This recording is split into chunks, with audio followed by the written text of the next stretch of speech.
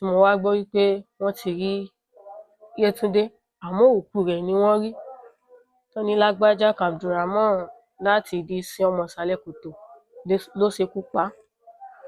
Kí wá ní òkú rẹ̀, níbo lòkú rẹ̀ wà? Wọ́n ló lóun ó ti bọ́chà rẹ̀, gbogbo páàtì rẹ̀ wọn ò rí ọ̀pọ̀lọpọ̀ ńbẹ̀ mọ́. Kọ́lọ́run kó máa fi ìṣọ́ ẹ̀ṣọ́ wa àtàwa àtẹ̀bí wa. Àáfàá tẹ̀ ń wò yìí ó lágbára o, ó ti ń pààyàn tipẹ́, wọ́n tiẹ̀ ló ń jẹ̀yàn.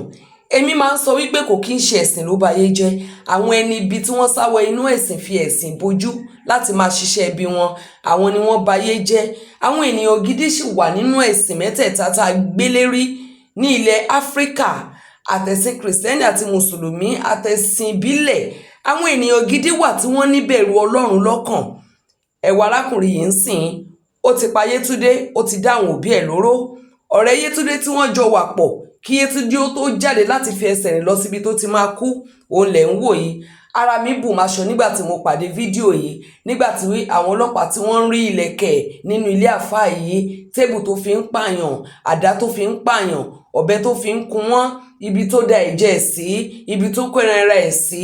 Ṣé nílé ayé kan yìí náà àwọn tó máa wá sí íńtánẹ́ẹ̀tì lélẹ́yìí o, tí wọ́n máa sọ pé wọ́n lágbára báyìí, wọ́n lè ṣe báyìí, wọ́n lè ṣe báyìí, tẹ́ ẹ máa tibẹ̀ lọ bá wọn tó jẹ́ wípé láti ibẹ̀ lọ àlọ́ la máa rí àní rábọ̀. Ẹ jẹ́ ká tiẹ̀ wo bí àwọn ọlọ́pàá bí wọ́n ṣe yẹ ilé arákùnrin yìí wò.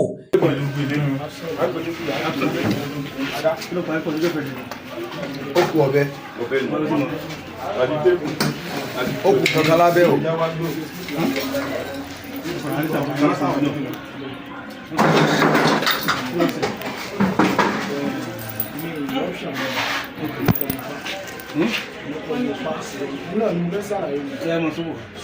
Ìjọ ẹ̀ ó láwọn ṣe ẹgbẹ́ kan tó ọ̀rẹ́ wọn ṣe nínú ìdìbò, so táì tó dá mi fún àwọn abẹ́lé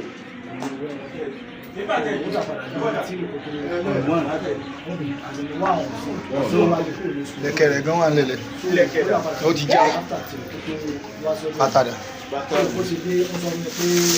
Gbogbo kíní wọn ní kẹ́kọ̀ọ́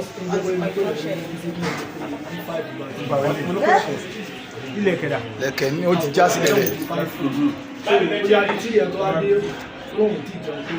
Oúnjẹ lèmi ni mo bá wá pa lójú ẹ̀ mọ́. Yóò kò sọ ọdún tẹ́lẹ̀ lórí àbọ̀bà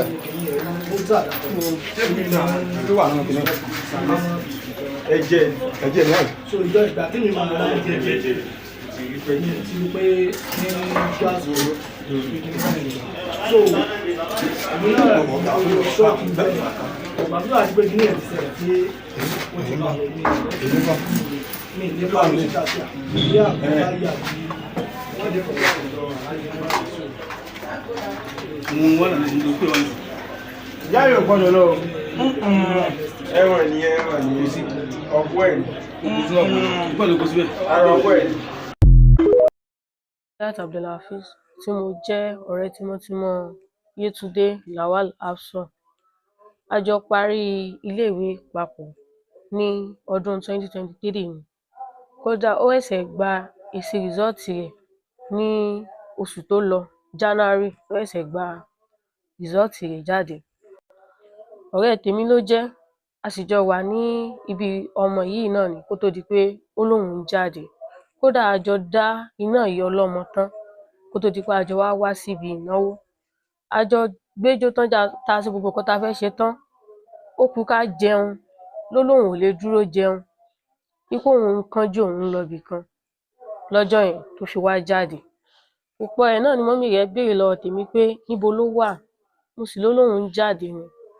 Tó wá di pé ó di alẹ́ ọjọ́ ọ̀hún, ó tó wá ní kì í tí ì wọlé, tá a fi wá ń wá kiri láti ìgbà náà títí di àná tí mo wá gbọ́ wípé wọ́n ti rí Yétúndé àmọ́ òkú rẹ̀ ni wọ́n rí tán ní lágbájá Abdulrahman láti ìdí sí ọmọ ìsàlẹ̀ kòtò ló ṣekú pa á. Kí wá ní òkú rẹ̀, níbo lòkú rẹ̀ wà?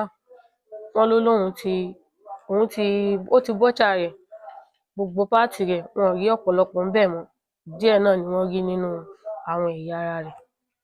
A sì wá bẹ orílẹ̀-èdè kó dákun, torí àìmọye ẹjọ́ tá a ti gbọ́ báyìí lóríṣiríṣi case tí kò níyanjú lọ́wọ́ pé wọ́n padà sọ ẹni náà lẹ̀ tí ó tún padà mọ́ rìn. Kọ́ bá wa wá justice fún Afsor torí tí nǹkan báyìí bá sì ń ṣẹlẹ̀ tẹ́lẹ̀yìí bá tún jáde yóò tún continue ìwà rẹ̀ yóò tún fáwọn míì náà ní agbára àti pé ẹ̀bẹ̀ nìkan ló wu eléyìí tó mú jẹ gbé eléyìí náà tún mú jẹ gbé kán dákun kọ́ bá wa wá justice gidi fún un. She deserves justice because kò kí ń ṣe ọmọ burúkú kò kí ń ṣe ọmọ tó máa ń rìnrìn kúrin kò kí ń ṣe ẹni ibẹ̀ ẹgbọ́n kan tí dáàdì yẹn gbọ́ wípé kò kí ń pẹ́ níta tí ó fi wọlé padà so definitely kò kí ń ṣe nǹkan kì í ṣe ìfẹ́ inú rẹ̀ tó fi jáde lọ́jọ́ yẹn kò kí ń ṣe ọmọ tí ó jáde nílé tí ò ní sọ wípé ibi báyìí ni òun lọ. Ẹ jọ̀ọ́ nítorí Ọlọ́run ẹ bá wa wá justice fún Lawal Afsor Yetunde Adefarasin.